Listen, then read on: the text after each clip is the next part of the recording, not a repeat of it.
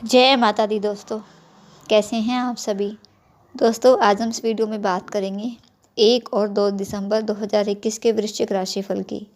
बात करेंगे कि दिसंबर माह के ये 2 दिन आपके लिए कैसे साबित होंगे और साथ ही इन दोनों ही दिनों का पंचांग भी जानेंगे। और 2 दिसंबर को प्रदोष व्रत और मासिक शिवरात्रि का व्रत भी है, तो इस पर भी चर्चा होगी। दोस्तों आगे बढ़ने से पहले मेरी आपसे एक छोटी सी रिक्वेस्ट है कि अगर आप मेरे चैनल पर नए आए हैं और अभी तक आपने मेरे चैनल को सब्सक्राइब नहीं किया है तो प्लीज़ मेरे चैनल को सब्सक्राइब ज़रूर कर लें और साथ ही पास में बने बेल आइकन को भी ज़रूर प्रेस कर दें ताकि जो भी मेरी आने वाली नई वीडियोस रहें उनका नोटिफिकेशन आप तक पहुंच सके। तो राशिफल जानने से पहले इन दोनों ही दिनों के पंचांग की चर्चा करेंगे। पहले बात करेंगे 1 दिसंबर की। 1 दिसंबर बुधवार का दिन है। मार्गशीर्ष माह कृष्ण पक्ष की द्वादशी तिथि है इस दिन और सौभाग्य नाम का योग बनेगा। शाम 6:47 तक चित्रा नक्षत्र रहेगा और फिर उसके आगे स्वाति नक्षत्र रहेगा।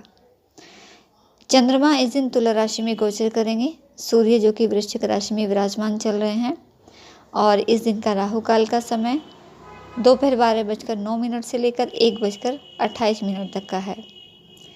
2 दिसंबर की चर्चा करते हैं। 2 दिसंबर गुरुवार का दिन है।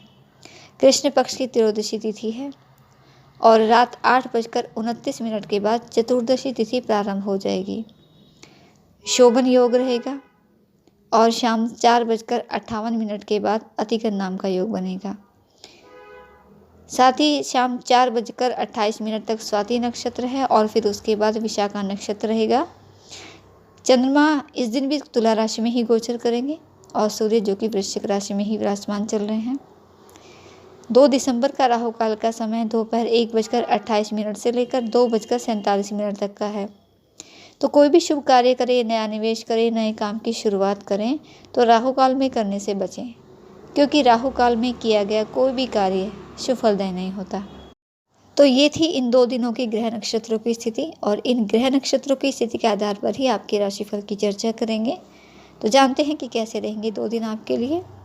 तो समय आपके लिए ये सामान्य ही कह सकते हैं, क्योंकि यहाँ सावधानी भी बरतनी है आपको कुछ चीज़ों में और लाभकारी स्थितियाँ भी आपके लिए बनेंगी। मन में कुछ नकारात्मक विचार आ सकते हैं इस समय, भविष्य को लेकर चिंता सता सकती है, लेकिन यहाँ आपको कुछ नए लोगों से मुलाकात होगी और उनके सहयोग से अपने कार्य में आपको सफलता भी प्राप्त करोगे। कुछ मानसिक उथल पुथल रह सकती है, लेकिन उस पर आपको काबू रखने का प्रयास करना है। परिवार का अच्छा माहौल बनाने के लिए, अपने कार्य में सफलता पाने के लिए, रिश्तों में मजबूती लाने के लिए अपने क्रोध पर, वाणी पर नियंत्रण रखना होगा और धैर्य से अपने काम करने हैं, क्योंकि अगर आप इन चीज़ों में सावधानी नहीं बरतेंगे, आप इन चीज़ों पर कंट्रोल नहीं करेंगे तो कार्य क्षेत्र में भी परेशानियां आ सकती हैं, परिवार में भी कुछ परेशानियां रह सकती हैं। लेकिन आप अपने प्रयासों से अपने कार्य में ज़रूर समय सफलता प्राप्त करोगे। अगर लगन और मेहनत से अपने कार्य को करोगे तो आप अपनी सफलतापूर्वक कार्य को निपटा लेंगे। हालांकि कार्यभार की अधिकता रहेगी इस समय आपके ऊपर, लेकिन जब आप मेहनत और लगन से कार्य करोगे तो आप अपने कार्य भी अच्छे से पूरा कर लोगे और यही वजह होगी कि अधिकारी वर्ग आपके काम से प्रसन्न हो सकते हैं। और क्योंकि कार्यभार की अधिकता रहेगी इस समय, तो भागदौड़ की स्थिति रहेगी आपके लिए और भागदौड़ की स्थिति रहने से थकान का अनुभव करोगे आप। मानसिक रूप से भी तनाव बना रह सकता है, लेकिन इसके लिए आपको खुद को आराम जरूर देना होगा, खुद के लिए समय निकालना होगा और तनाव से बिल्कुल बचने का प्रयास करें आप। परिवार का माहौल हालांकि इस समय अच्छा बना रहेगा और आपका वैवाहिक जीवन भी सुखद बीतेगा और इस समय धार्मिक कार्य में भी आपका मन खूब लगेगा। धार्मिक और सामाजिक कार्यों के प्रति रुझान आपका अधिक बढ़ेगा, जहां आपको खूब मान सम्मान की प्राप्ति होगी। और जब धार्मिक कार्य को आप करेंगे, दान पुण्य के कार्य को आप करेंगे, तो इससे मानसिक शांति का भी अनुभव होगा आपको। सेहत को लेकर भी आपको सावधान रहना है, इसके लिए अपने खान पान पर विशेष ध्यान आपको देना होगा। और इस दौरान यात्रा पर अगर आप जा रहे हैं तो यात्रा पर जाने से पहले आप भगवान गणेश जी के चरण छूकर उनके आशीर्वाद लेकर घर से निकले और वाहन बहुत सावधानी से चलाएं। छात्रों के लिए समय अच्छा रहेगा, प्रतियोगी परीक्षा में सफलता मिलेगी। हालांकि मेहनत आपको करनी होगी, क्योंकि अधिक मेहनत करने से ही आपको अच्छे रिजल्ट की प्राप्ति होगी। और जो भी व्यावसायिक लोग हैं उनके लिए समय अच्छा रहेगा, आपका कारोबार, आपका व्यवसाय खूब अच्छा चलेगा। आपकी दैनिक आय में वृद्धि होगी, जिससे आर्थिक पक्ष मजबूत स्थिति में रहेगा। और साथ ही इस समय अपने काम काज की, आपके व्यवसाय के विस्तार की नई योजनाएं शुरू कर सकते हैं आप। और इन योजनाओं से आने वाले समय में आपको मुनाफा होगा, अच्छा लाभ मिलेगा। और अगर कोई भी निवेश करें तो बहुत ही सोच समझकर, पूरी जांच पड़ताल के बाद ही आप करें, क्योंकि इस समय पैसों का लेन देन बहुत सोच समझकर करना है, सावधानी से करना है। आपका पैसा कहीं फंस सकता है। कोई भी महत्वपूर्ण निर्णय जल्दबाजी में आकर ना लें। कोई भी कार्य करें, उत्तेजना और जल्दबाजी में आकर कुछ भी ना करें। अनुभवी व्यक्तियों की सलाह लेकर ही आगे बढ़ें। पूरी जांच पड़ताल के बाद कोई भी कार्य करें, वरना इस समय आपको किसी से धोखा भी मिल सकता है। कुछ शत्रु आपके इस समय काम बिगाड़ने की कोशिश कर सकते हैं, तो सावधानी और समझदारी इस समय बहुत ज़रूरी है आपके लिए। और साथ ही ईश्वर आराधना भी ज़रूरी है। भगवान शिव की आराधना करें, हनुमान चालीसा का पाठ कर लें। और 2 दिसंबर को प्रदोष व्रत और मासिक शिवरात्रि, ये दोनों ही व्रत पड़ रहे हैं, जो कि भगवान शिव को समर्पित हैं। और भगवान शिव को यह दोनों ही व्रत बहुत ही प्रिय हैं। हर माह के दोनों पक्षों में त्रयोदशी तिथि आती है, और दोनों ही पक्षों की त्रयोदशी तिथि के दिन प्रदोष का व्रत रखा जाता है। मार्गशीर्ष माह की त्रयोदशी तिथि के 1 दिसंबर को रात्रि 11:35 से शुरू होकर 2 दिसंबर की रात्रि 8:26 तक रहेगी। और फिर उसके बाद से चतुर्दशी तिथि शुरू हो जाएगी, जो कि 3 दिसंबर को शाम 4:55 तक रहेगी। तो उदया तिथि के नियम अनुसार प्रदोष व्रत 2 दिसंबर दिन गुरुवार को रखा जाएगा, जबकि शिवरात्रि का पूजन भी रात्रि में होने की वजह से इस माह की शिवरात्रि भी 2 दिसंबर को ही मनाई जाएगी।